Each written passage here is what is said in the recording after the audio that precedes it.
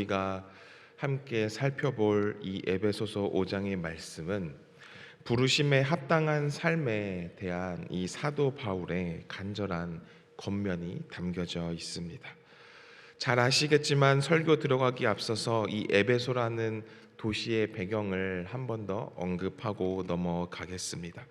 이 에베소는 당시 이 소아시아 지역의 심장부로, 또한 그곳에는 굉장히 큰 아르테미스 신전이 있는 그런 곳이었습니다. 이 도시는 여러 가지 마술과 우상 숭배, 그리고 굉장히 이 악행, 그리고 성적 타락, 이런 것들이 만연했던 도시이기도 합니다.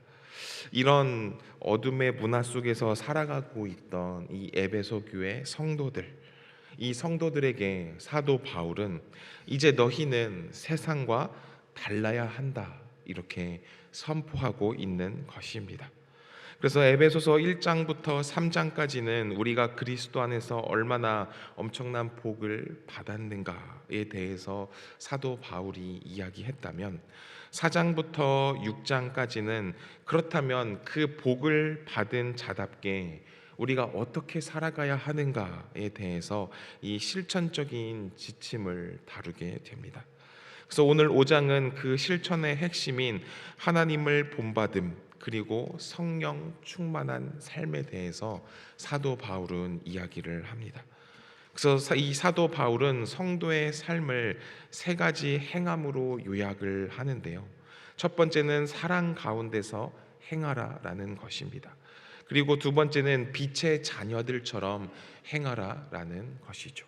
그리고 세 번째로는 지혜 있는 자같이 행하라라는 것입니다. 오늘 이 나눌 말씀을 통해서 정말 이 어두운 세상 속에서 우리가 어떻게 빛으로 존재하고 또 어떻게 성령의 능력으로 승리하는 삶을 살아갈 수 있는지 함께 말씀을 나누어 보도록 하겠습니다. 사도 바울은 가장 먼저 우리 삶의 가장 높은 목표를 제시합니다. 오늘 본문 1절부터 2절 상반절까지의 말씀을 보면, 그러므로 사랑을 받는 자녀같이 너희는 하나님을 본받는 자가 되고 그리스도께서 너희를 사랑하신 것 같이 너희도 사랑 가운데서 행하라 라고 사도 바울은 이야기합니다. 성도의 삶이 무엇입니까? 성도의 삶은 한마디로 하나님을 닮아가는 삶입니다. 자녀가 아버지를 닮는 것이 당연하듯 하나님의 자녀가 된 우리는 하나님을 본받아야 하는 것이죠. 그런데 보이지 않는 하나님을 어떻게 본받을 수 있을까요? 바울은 구체적인 모델로 예수 그리스도를 제시하고 있습니다. 예수 그리스도의 사랑은 어떠한 사랑입니까? 2절 하반절 말씀을 보면, 그는 우리를 위하여 자신을 버리사 향기로운 제물과 생축으로 하나님께 드리셨다, 이렇게 사도 바울은 이야기합니다. 즉, 이 희생적인 사랑을 이야기하는 것입니다.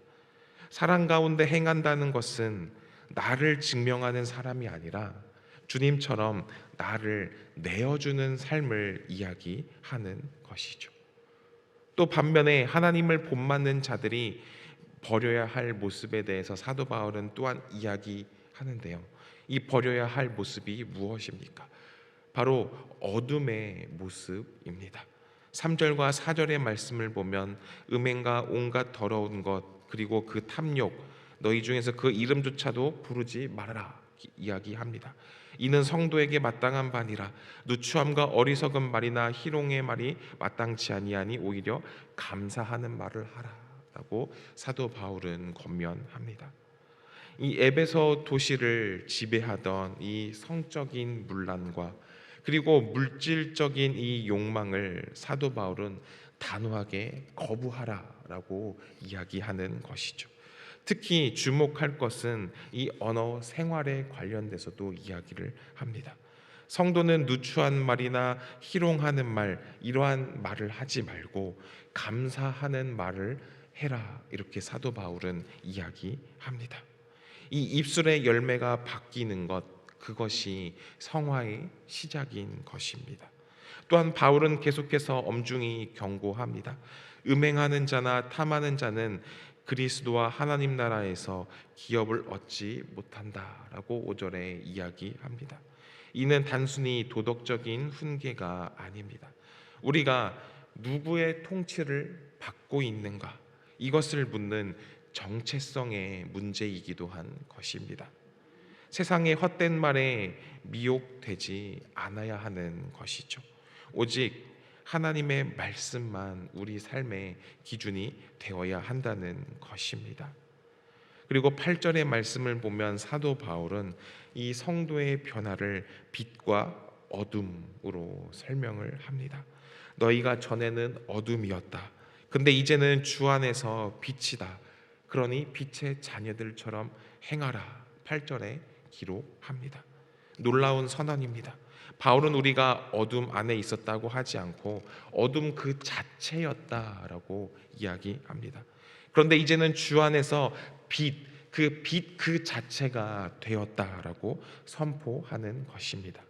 이것은 존재의 변화입니다. 내가 빛이 되었으니 이제는 빛답게 살아야 한다는 것입니다. 그러면 빛의 자녀가 맺는 열매가 무엇입니까? 9절에는 빛의 열매는 모든 착함과 의로움과 진실함에 있느니라 라고 이야기합니다. 이 빛은 숨길 수가 없죠. 빛이 비치면 어둠 속에 추한 것들이 다 드러나게 됩니다.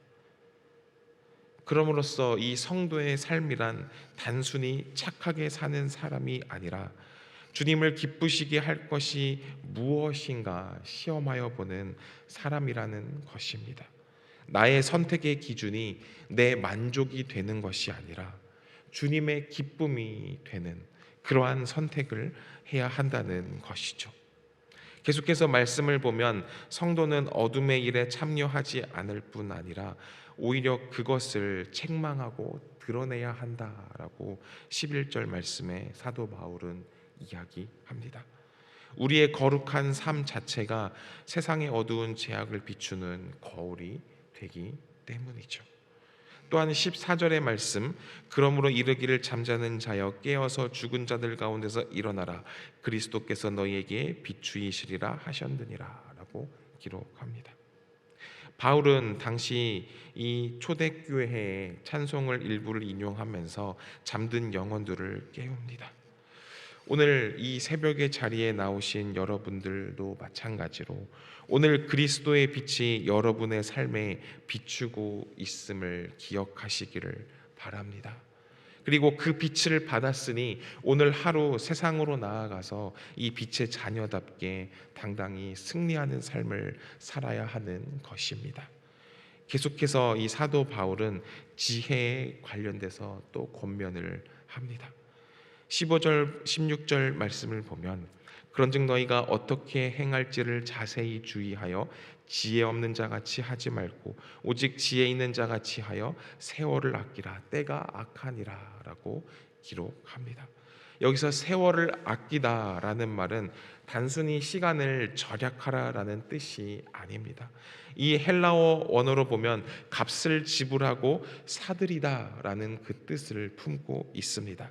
즉, 이 악한 시대 속에서 이 흘러가는 그 시간들을 건져내서 하나님의 시간으로 바꾸어라 라는 것입니다. 어떻게 그것이 가능할까요? 우리의 의지만으로는 불가능하죠. 그래서 바울은 이 모든 권면의 원동력이 되는 가장 중요한 명령을 내립니다.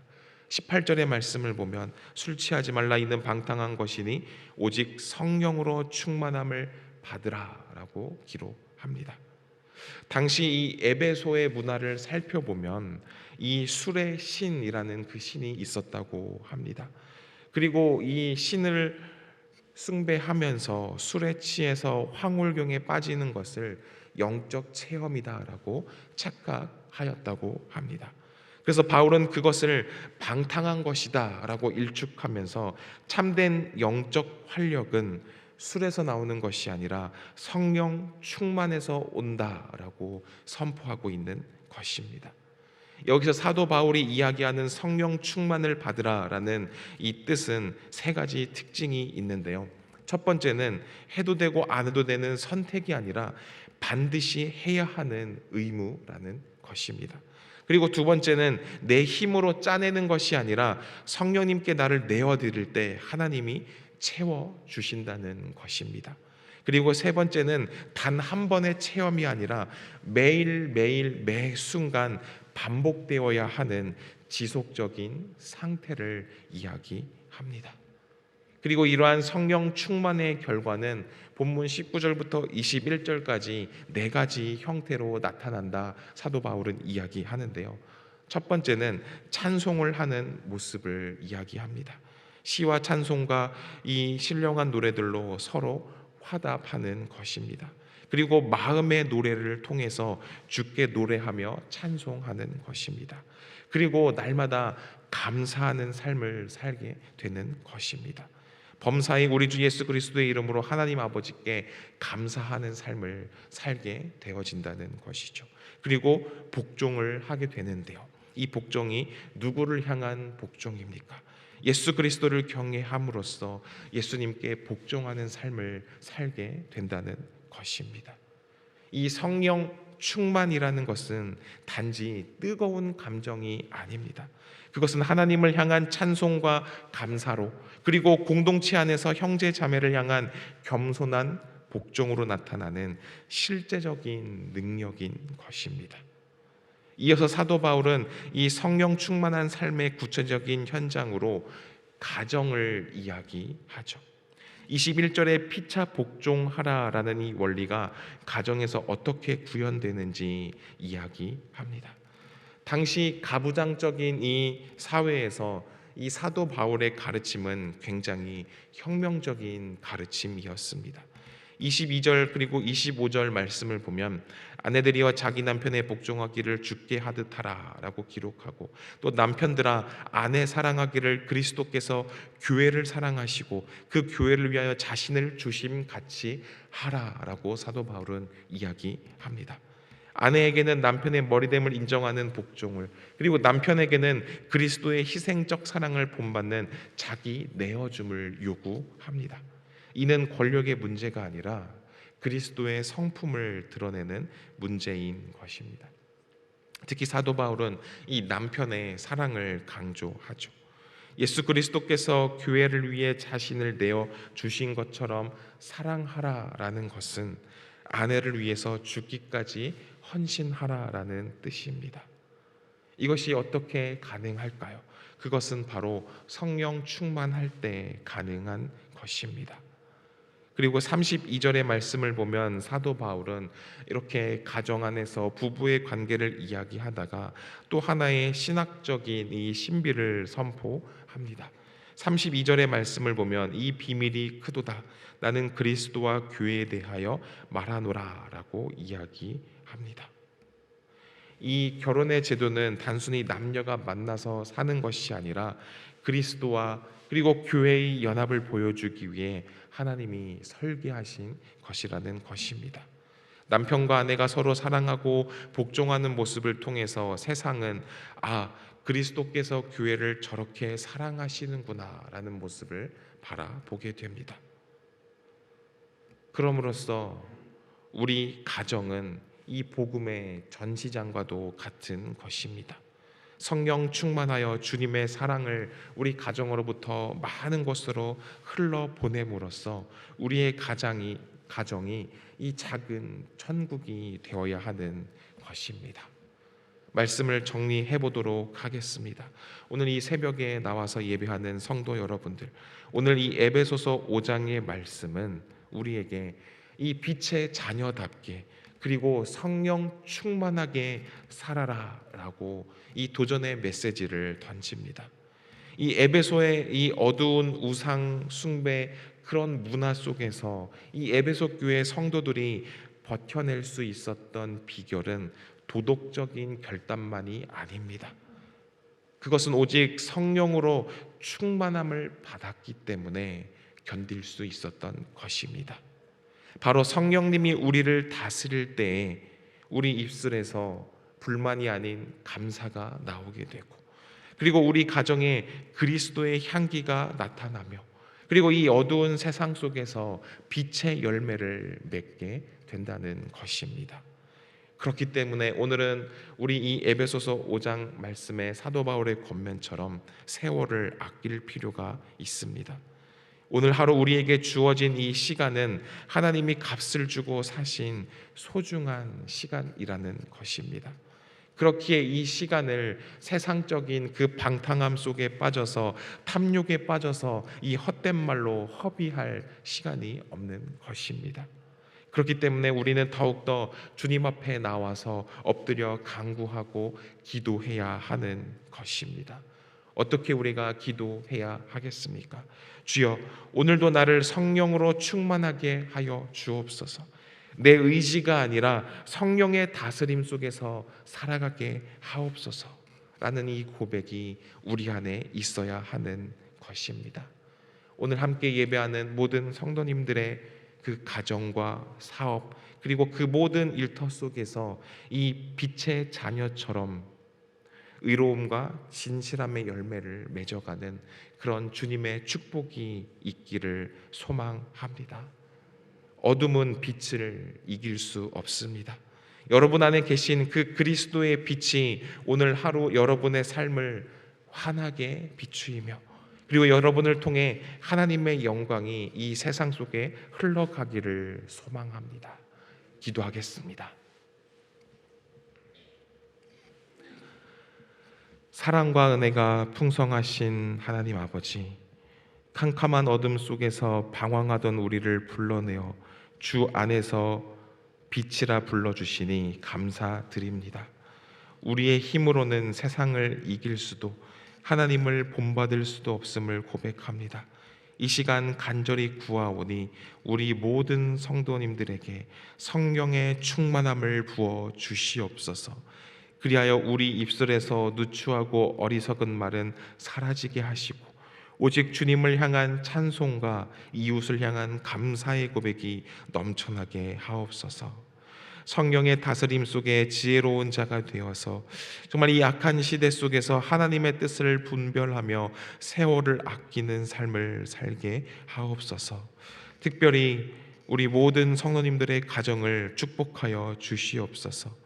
남편과 아내가 그리스도와 이 교회의 신비로운 연합을 보여주는 거룩한 통로가 되게 하시고 서로 복종하며 사랑함으로 하나님 나라의 향기를 바라는 복된 가정들이 되게 하여 주시옵소서. 또한 오늘 하루 우리가 가는 곳마다 어둠이 떠나가고 빛의 열매가 맺히기를 원합니다. 우리를 빛의 자녀로 삼아주시고 또한 지금도 성령으로 동행해 주시는 우리 주 예수 그리스도의 이름으로 기도합니다. 아멘.